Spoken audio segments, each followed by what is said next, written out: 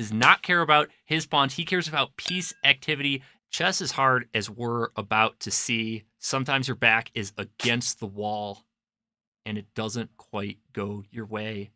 How do you respond in that case? This is round 2 of the candidates tournament. We have 2 potential future world champions. Pragg, my personal favorite going into this tournament, with D4, and Gukesh D playing D5. We have a Queen's Gambit declined, and a Fianchetto variation Catalan version of the Queen's Gambit. After we give up this pawn, Pragg, he gives up 1 pawn. You'll notice when you watch his games, he doesn't care about pawns. He likes giving them up. He's not planning to play E4 and recapture. He fianchettos anyway. He's grabbing additional central control. He's got 2 pawns in the center versus 1. He's got this bishop going across the center. He's got both knights being able to jump in there. So that's what he's all about. Both players castle to safety, and we have the bishop getting kicked out.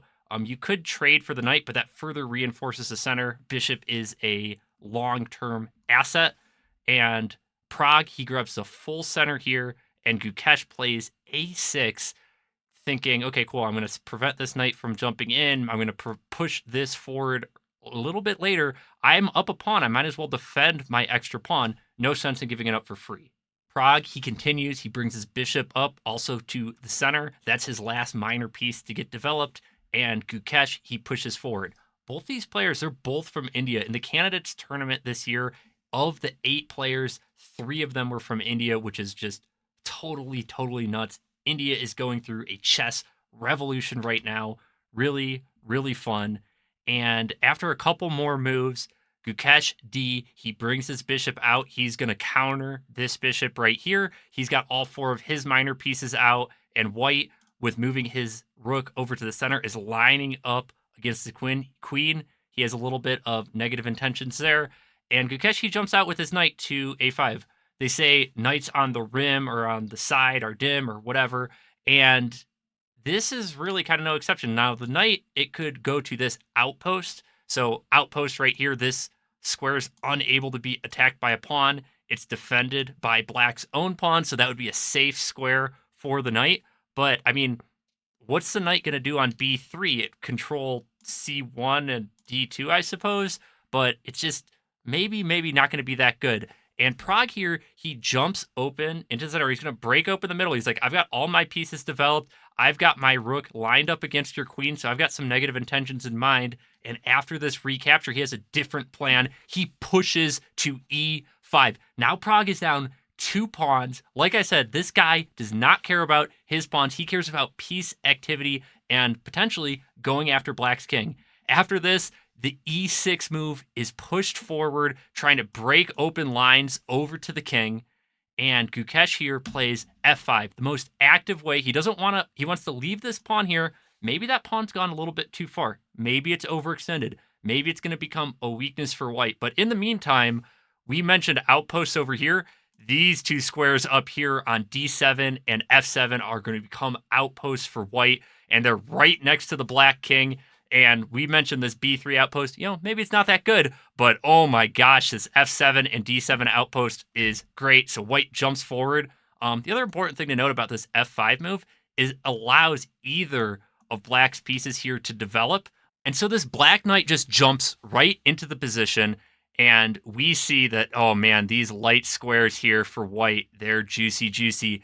The other thing you might notice, Pragg has an hour and 50 minutes left on his clock, and Gukesh only has 40 minutes. What does that mean? That means Pragg surprised the heck out of Gukesh. Gukesh did not see this coming, and now he's kind of on his back foot. Now he is up a pawn right here, but you could see by the evaluation bar, the position's even, and with those weak squares and with all this time pressure, both players are going to have to make an additional 24 moves in order to make time control. Once you get to move 40, you get extra time. So, Gukesh has got less than 2 minutes per move versus Pragg. He's got, as much time as he wants. And what does he do? He decides to take this moment right now to spend, almost 40 minutes. He's attacking this pawn right here, but he's officially out of his preparation right now. Gukesh, he's not worried about one simple pawn. He could have defended right here on g6, but that would have weakened his own king position. So now Pragg, he's only up by one pawn at this point, and Gukesh, he's moving over. We still have a big time discrepancy, but both players are thinking a lot of times it's harder to attack than it is to defend when you do have time issues, because all Gukesh has to do, trade off all the pieces. Once all the pieces are traded off, he's up a pawn. That's not enough for a win at this level, but it is enough to have a bit of an advantage. So Pragg jumps into that position, and Gukesh is trying, okay, cool, I could maybe, get rid of this pawn and then grab this, snap this knight off the board. He's looking to get his pieces re-engaged. We mentioned this knight over here. This knight's not doing anything. This b3 square isn't bad, so maybe that bishop move is to allow this b7 square to open back up. Let's see what happens. Pragg here lines up his rook. He wants to bring everything into the attack, and we do notice the knight jumps back in. He needs to find a way to get re-engaged into this game. The bishop gets over into its attack. If we're able to remove all of the defenders of Black's king, right now it's this knight defends this pawn, and yeah, that might be the only defender right now. So if we're able to get rid of that knight, might be good for Pragg. It's getting close. The rook slides forward. Maybe I can defend along the 7th rank right now. And we notice that Pragg is down on the clock now. He was up by almost an hour, and now it's 11 minutes to 14 minutes. Both players have to make 19 moves in the next however much time they have on the clock. Pragg, he snaps off that knight. That was the last defender in Black's camp. The bishop naturally recaptures back. Okay, cool. I'm defending this. This square, is it going to be weak? I don't know what's going to happen here. And Pragg here needs to figure out how to bring a little bit more firepower. He finds the best move in the position right now, and it might be a bit surprising. It was surprising to me when I saw it. He snaps off that pawn, and so he's going to get 2 pawns for the bishop, but he's going to activate his knight. His knight's maybe coming over here, maybe removing this last defender. The last defender in Black's camp, if it comes off the board, it's going to be rough. The best move in this position, again, which is also super, super hard to find, Gukesh, he steps backwards and he says, okay, you are the one who has to prove this attack. You've got 9 minutes to do so.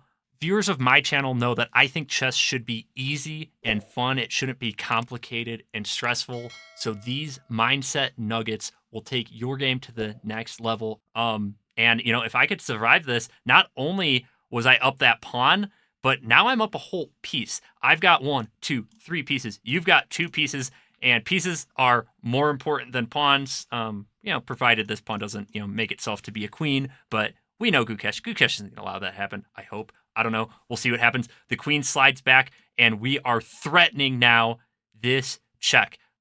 Potentially, we're threatening a repetitive check. So we go here, king slides over there, we go back, the king slides back, we repeat moves. Is that going to happen? Well, no. We have Gukesh going over here and saying, hey, if I could just remove all of your attackers and trade down, it's going to be okay. So we trade that position right here, and we notice the evaluation bar is sliding in to Black's favor. If he's able to survive this attack, he's going to be okay. We're at move 27 now, trying to figure out what I can do. Can I get a successful attack in at this point? The rook slides over as well. We notice as well that Black has 1, 2, 3 pawns versus White's 1, 2 pawns. If everything gets traded off, a 3 versus 2 over away from the kings. The kings are all the way over here on the other side of the board. That's going to be an advantage to the side who has more pawns on the opposite side if it comes down to that. We have the bishop. He moves forward. He's redefending this g7 square, forcing the queen to respond or the knight to take. We don't want to take, though. If we take, then we're taking more pieces off the board. The attack is even less. The bishop slides back. Black is waiting, and White is, I have to make it happen here, open up that king position. The queen here slides over to c6. At first glance, it looks a little bit scary. The queen's, it's not defended. It's running away from the king. You need to be able to defend your king, and the white pawn continues to march forward. But this c6 move had an alternative point. Do you see the point right here? Well, Gukesh certainly does. He jumps in with his bishop, gains tempo, but more importantly, x-rays over on this f2 square. The rook is here after the queen moves. You would think, cool, we'll grab this check right here. But no, you know what? Before we do that, let's make it perfect. Let's make it precise. And let's get rid of white's biggest threat in the position. We're going to grab this e6 pawn. That's the only counterplay that white has left. After h6, the rook arrives and there's nothing to be done. This rook, we mentioned it, went up to a6 right here. It's going to defend that 7th rank. And sure enough, this is defending checkmate. There is no threat right here. And no matter what white does here, any move, for instance, this is a check, would pick up the queen, needs to be responded to. But beyond that, there's just not enough time, not enough resources. This game deservedly goes to Gukesh. This, as you may have seen on the sidebar, is part of our Champion Mindset series. The journey of Gukesh D is only beginning in this candidates tournament. It's a roller coaster full of triumphs, tragedies, bounce backs, second guessing, and all sorts of drama. I'll see you around here soon. Have a great day.